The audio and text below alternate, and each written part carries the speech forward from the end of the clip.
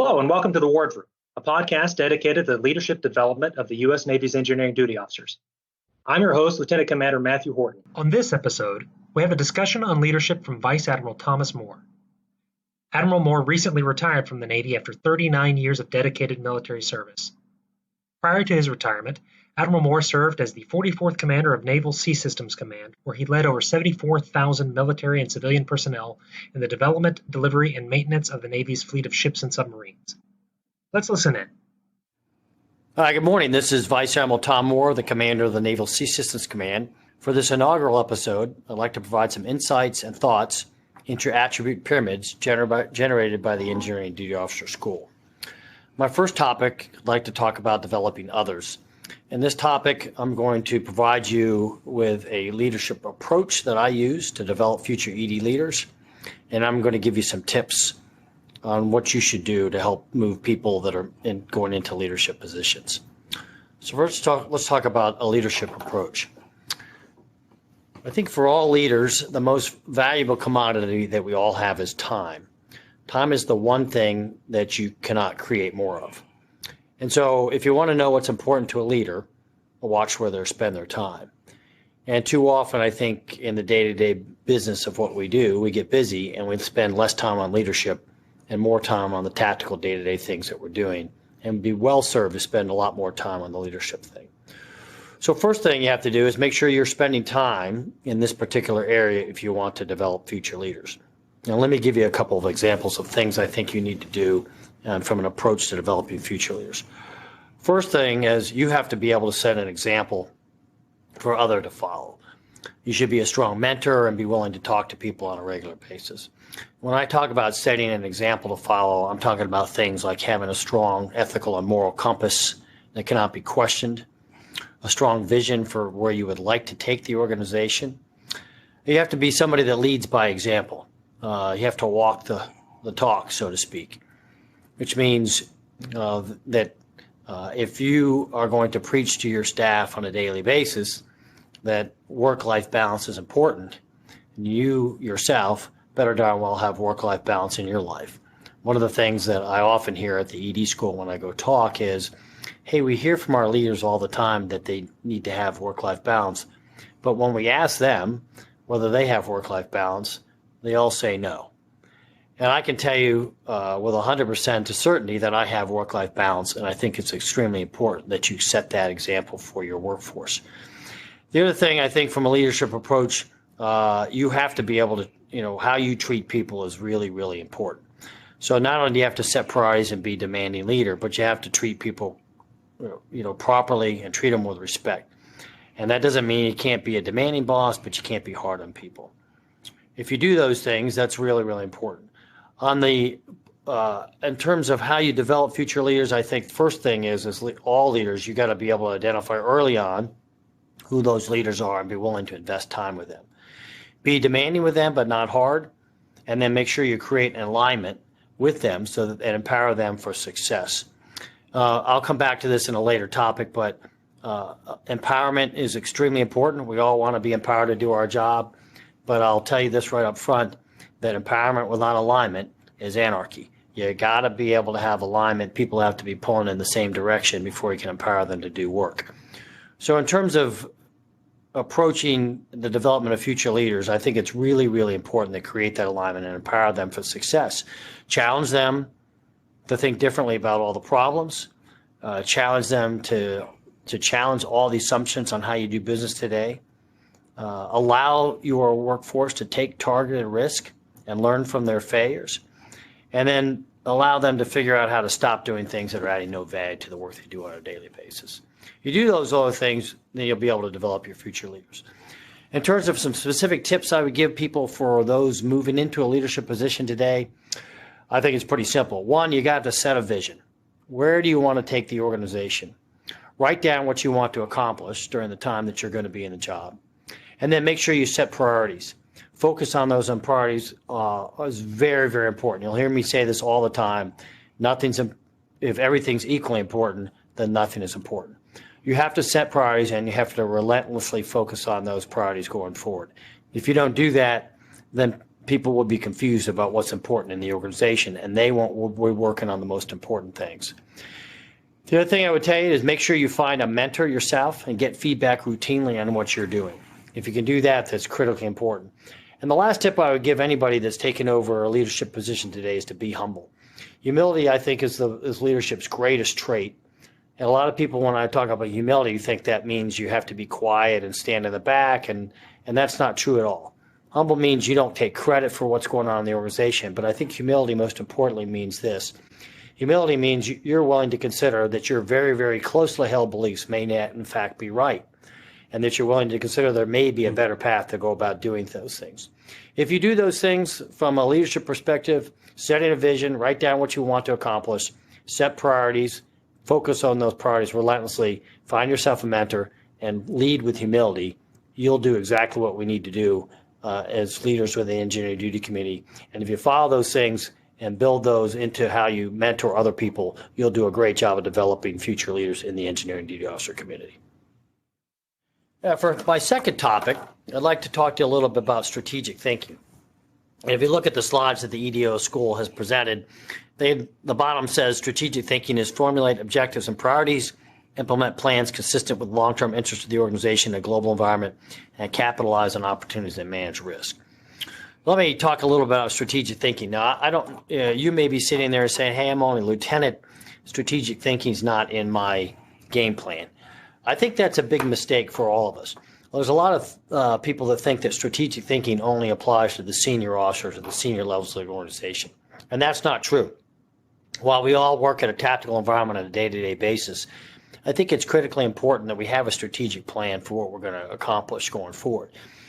Now, your sphere of influence may be different depending on if you're an 03 or an 09, but nonetheless, it's a good starting point to have a strategy for what you want to accomplish at all levels of the organization.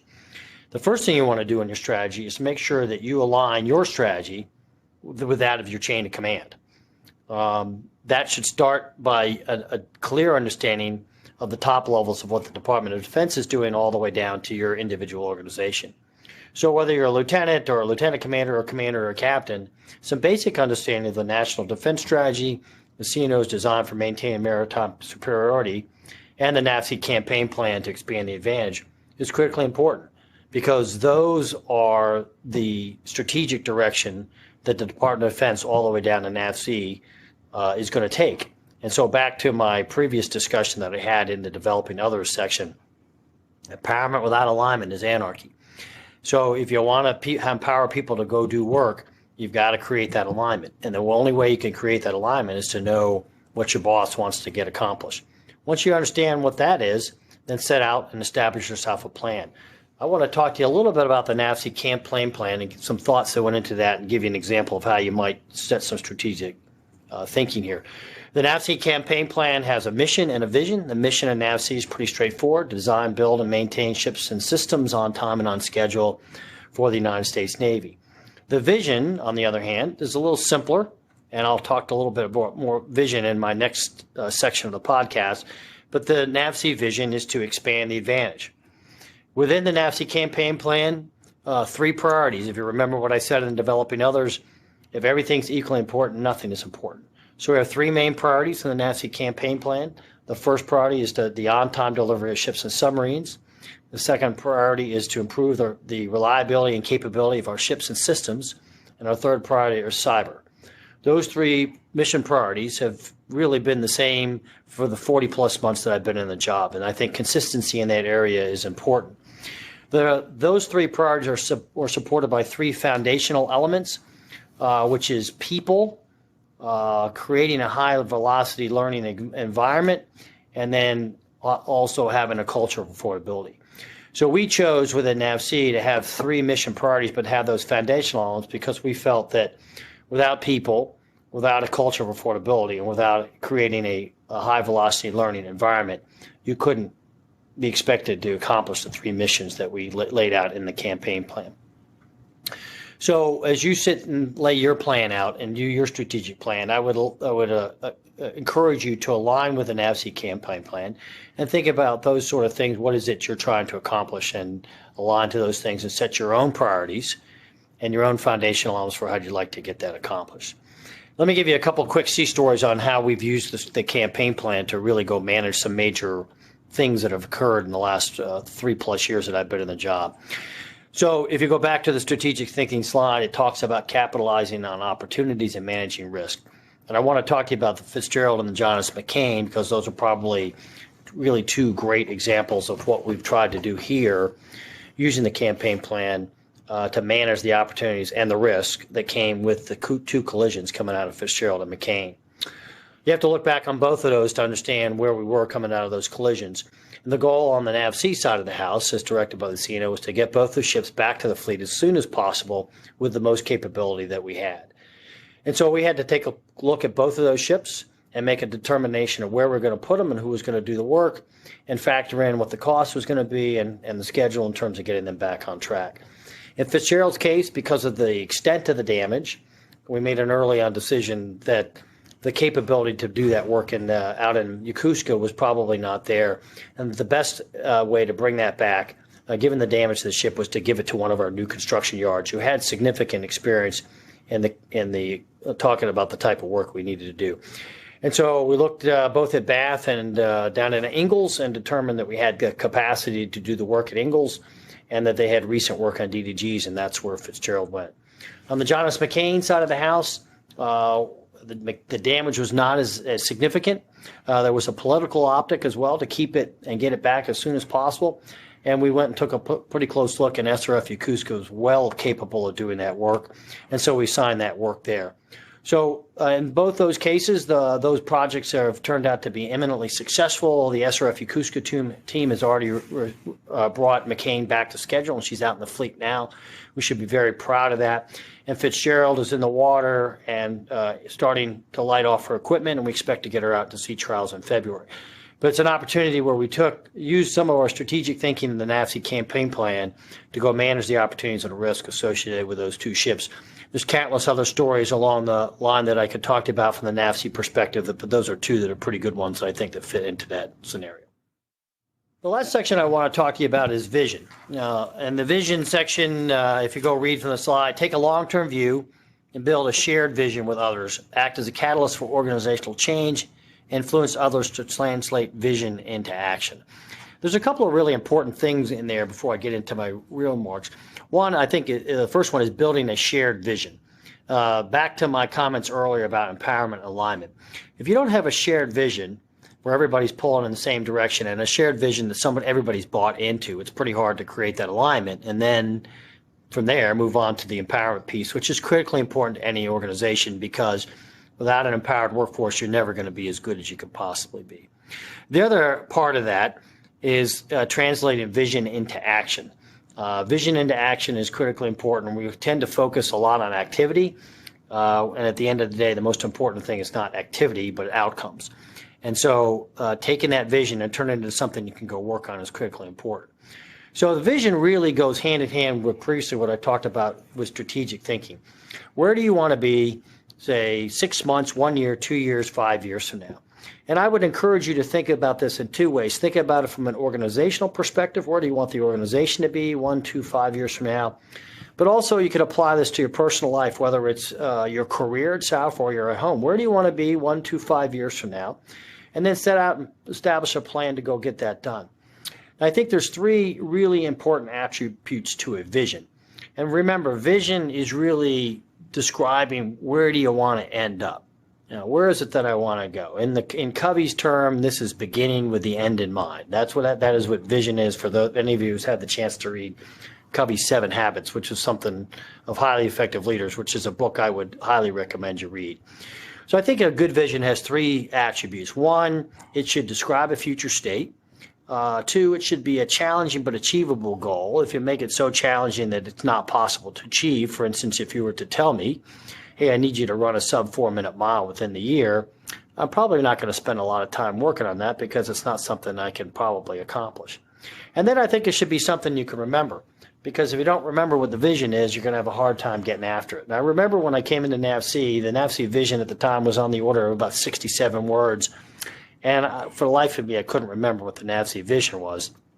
And so as my staff and I sat down and started to think about the mission and vision of Nav Sea, one of the first things they asked me is, hey, can you give me an example of a good vision?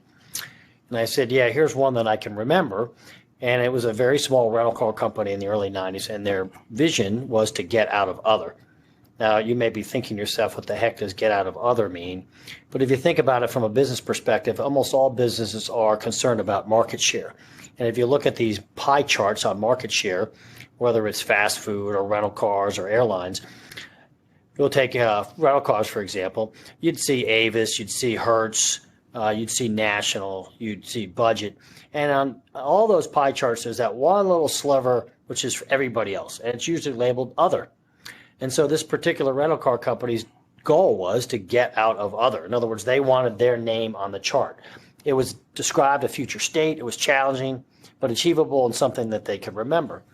And so that rental car company back in 1990 was Enterprise, which is today the world's largest rental car company. And so while I'm not here to tell you that having a catchy vision statement will get you to be Enterprise, it does set that future state and something that everybody can rally around and align to.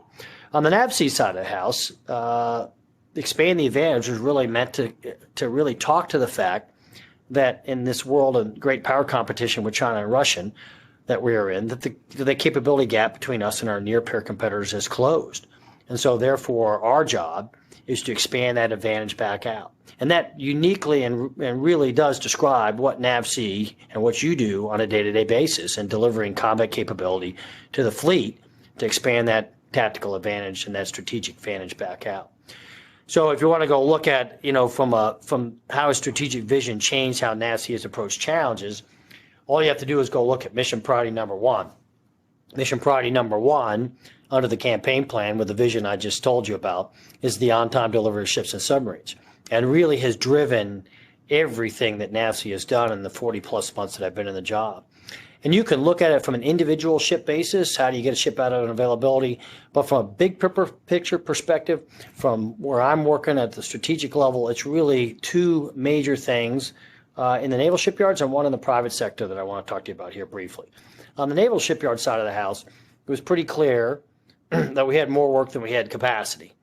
And so the first thing we had to set out to do on the naval shipyard side of the house was to build the capacity to do the work. And that meant growing the naval shipyards from 33,850 up to 36,700 that we're at today. That was a strategic vision that required us to create alignment and with the Pentagon in order to get the resources that we needed. The other thing that was pretty clear to us was that if you wanted to deliver the ships on time, not only did you need the people, you needed shipyards that were aligned and were set up in order to do work more effectively and productively than they are today. That was the catalyst for what is today known as the Shipyard Infrastructure Optimization Plan, which is a 20-year effort to really improve the dry docks, the capital equipment in our naval shipyards, and then build the shipyards in a way that they could be more productive. On the private sector side of the house, we had the same thing. We were not delivering ships at a time out of the private sector, and you could say, go beat on the contractor and tell him he needs to deliver on time. What it was pretty clear is that our strategy for how we were doing that from an acquisition standpoint wasn't working. And so what we have done over the last couple of years is recognize that industry needed a long-term, stable, predictable plan to deliver the work. And then at the same time, we needed cost-conscious, fixed-price work in order to get that work done. And so that really has led to the changes that we've made in the private sector and how we're contracting for that work today, reducing QA checkpoints by 50%, and there's a long list of things that go down there. The major point I'm trying to make here with you is, from a strategic thinking side of the house, is you take that vision and that strategy, and then you develop the tactical things that you're going to work on each and every day. If you can do that, then ultimately it'll be successful. You start by developing people, you have a strategy for what you want to accomplish and a vision for doing that, and then you get out there each and every day and execute that. If you do those three things on a daily basis, you'll be successful. It may seem hard, but I can promise you, if you start with those three basic building blocks, you too can build a plan to develop your people, have a vision for the work that you want to get accomplished, lay out a strategy that at the end of the day, in this world of great power competition, will help expand the advantage. Okay, in closing, so thanks for the time today. I hope this was useful to you. There was a lot more to talk about in those three particular topics, but I hope it whetted your appetite. And if you have more things you'd like to discuss in those areas, I would encourage you to engage with your leadership and with the Engineering Duty Officer School. And please feel free to send me a note at thomas.j.moore5@navy.mil. The best part of my day is getting emails from you, and if you send me an email, I promise to respond to you. We're still looking for a community champion to take the lead on future podcasts. If you're interested, reach out to Commander Vet Davis at the Engineering Duty Officer School, and he'll help set that up. We're also looking for topics that you're most interested in going forward, so please pass those on to the EDO school and pass those on to your flag and senior leadership within the ED community. We look forward to hearing back from you. Thank you for taking the time to listen today. Keep charging and win them all. Thank you for joining us in the Wardroom. Special thanks to our sound engineer, Lieutenant Andrew Rowley. If you have questions you would like our guest to answer, comments, or suggestions, you can email us at thewardroompodcast@gmail.com. We look forward to meeting again in the Wardroom.